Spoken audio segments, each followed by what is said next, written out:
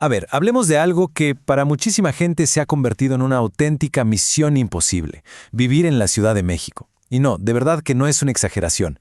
Ese sueño de tener un hogar, un espacio propio en esta capital tan vibrante, pues choca de frente con una realidad financiera que se siente simplemente inalcanzable.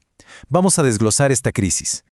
Ok, empecemos con este número, para que nos demos una idea. 4 millones de pesos. Eso es lo que cuesta en promedio un departamento en la capital. Así de entrada, la barrera es altísima para la gran mayoría. Y para poder siquiera pensar en comprar ese departamento de 4 millones, se necesitaría un ingreso mensual, ya sea personal o familiar, de unos 120,000 pesos, solo para que un banco te considere para una hipoteca. Ahora, la pregunta clave es, ¿cuánta gente realmente tiene ese nivel de ingresos? Pues eso, muy poca. Entonces, si comprar es casi una fantasía, ¿qué pasa con rentar? Uno pensaría que es la salida, ¿no? Pues tampoco es un camino de rosas. En muchísimos casos, el alquiler se puede llevar hasta el 60% del salario de una persona, dejando casi nada para vivir, para ahorrar, para todo lo demás. Pero miren, los números son solo una parte de la historia. Lo que de verdad importa aquí es el profundo costo humano. Estamos hablando de una crisis que está definiendo el futuro de toda una generación.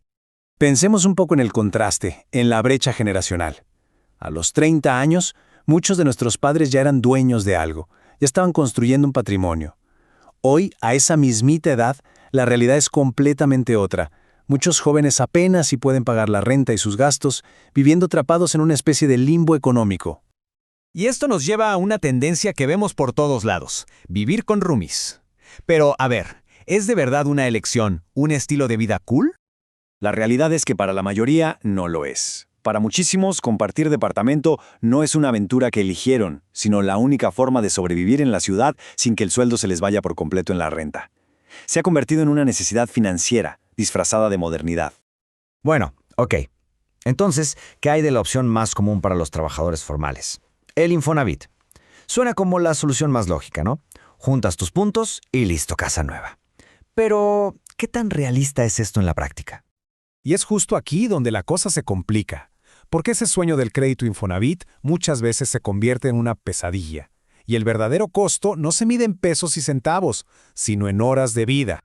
Lo que pasa es que las viviendas que se pueden comprar con estos créditos suelen estar lejísimos de los centros de trabajo. Esto se traduce en despertarse a las 4:30 de la mañana, pasar 2-3 horas en el transporte público de ida y otras tantas de vuelta. Al final del día se pasa más tiempo en el tráfico que disfrutando de esa casa que tanto esfuerzo costó. Ok, ya vimos cómo se ve el problema, pero ¿qué lo está causando? ¿Por qué llegamos a esto? Vamos a analizar esas fuerzas, a veces invisibles, que están inflando los precios de esta manera tan brutal.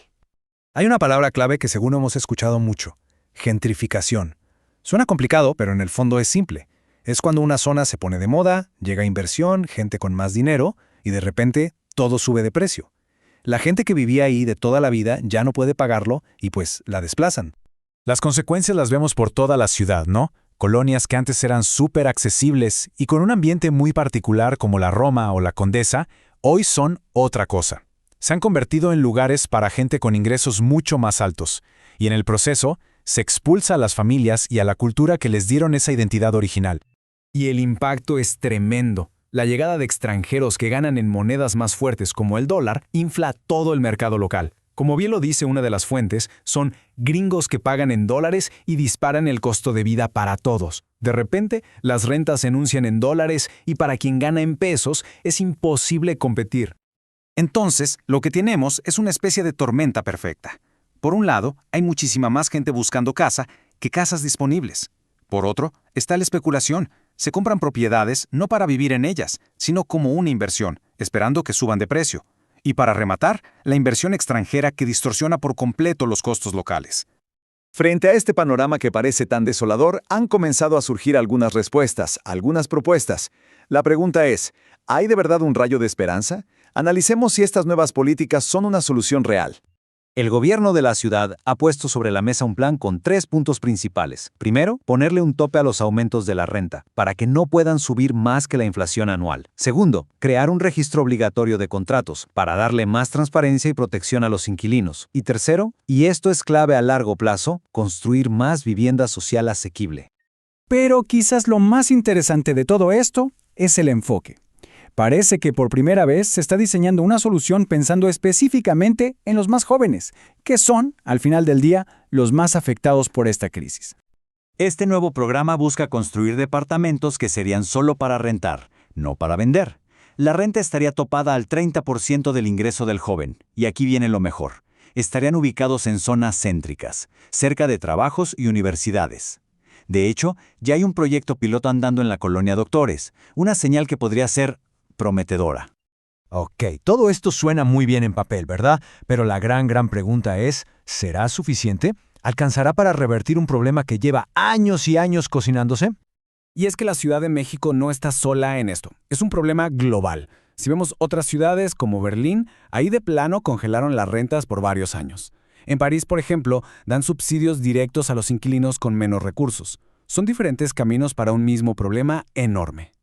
No cabe duda de que estas nuevas reformas son un paso en la dirección correcta. Un paso necesario. Pero hay que ser realistas. La crisis de vivienda es un monstruo de muchas cabezas, que se ha alimentado por años de especulación y de una falta de planeación brutal. Y con esto llegamos al final.